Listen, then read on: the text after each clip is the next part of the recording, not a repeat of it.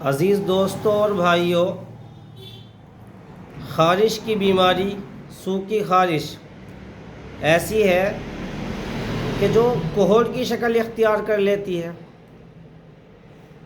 اور اس میں انسان جو ایلوپیتھک دوائی کھاتے ہیں، ڈاکٹر کے پاس انجیکشن لگواتے ہیں، وہ خاص طور سے دھیان سے سنیں۔ وہ دوائیں دی جاتی ہیں کہ جس کا اثر بہت تیزی کے ساتھ پھیپھڑوں پر ہوتا ہے، اور پھر سانس اور سائنس کی پرابلم ہو جاتی ہے۔ خارش وہ بیماری ہے کہ جو کوہل کی شکل اختیار کر لیتی ہے، آدمی کھجاتا پاگل کی طرح ہو جاتا ہے، اور یہ چھوت اچھوت والی بیماری ہے۔ ایک سے اڑ کر کے دوسرے کو لگتی ہے، دوسرے سے تیسرے کو لگتی ہے، چھوٹے سے بڑے کو لگتی ہے، بڑے سے چھوٹے کو لگ جاتی ہے۔ میرے سامنے آج ایک کیس آیا جو تقریباً 7 یا 8 سال کا بچہ ہوگا۔ اس کے پورے بدن پہ کوئی جگہ نہیں بچی ہوئی کہ جس میں باریک باریک پھنسیاں موجود نہ ہو، اور کھجاتے کھجاتے برا حال۔ یہاں تک کہ غریب لوگ تھے، ان کے پاس بیچاروں کے پیسہ بھی نہیں۔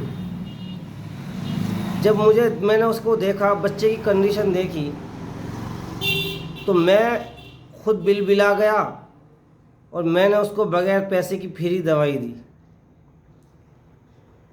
آج الحمدللہ اسے آرام ہے۔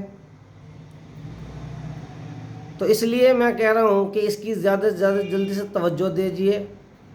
اور خارش اگر آپ کو سوکھی کھاج ہو جائے، یا کہیں پکی ہو، سوکھی ہو یا گیلی ہو، کہیں پھنسی نکل جاتی ہے، اگر اس طرح کی آپ کو بیماری ہو جائے یا کسی کو ہو جائے آپ کے پڑوس میں اڑوس میں، تو وقتی طور سے آپ شربت مرکب مصفی خون پینا شروع کریں، یا عرق مرکب مصفی خون اور قرص اصفر کھانا شروع کریں۔ اگر آپ چاہیں تو ہم سے دوائی منگا سکتے ہیں۔ ایسی دوائی ہے کہ آپ کو کتنی پرانی خارش ہو، کھاج ہو، سوکھی ہو چاہے گیلی ہو، کسی بھی طرح کا خارش ہو، وہ آپ کو 1 ہفتے کے اندر بالکل ختم ہو جائے گی، بالکل ٹھیک ہو جائے گی، چاہے آپ کو کتنی ہی زیادہ کیوں نہ ہو۔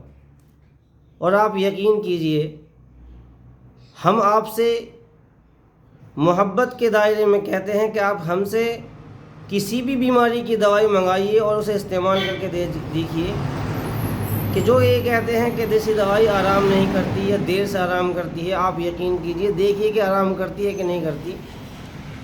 تو ہمارے چینل کو سبسکرائب کیجئے، لائک اور شیئر کیجئے، اور کومنٹ کیجئے، اور ہم سے رابطہ کیجئے دوائی منگانے کے لیے، اور ان چیزوں کو خیال رکھیے۔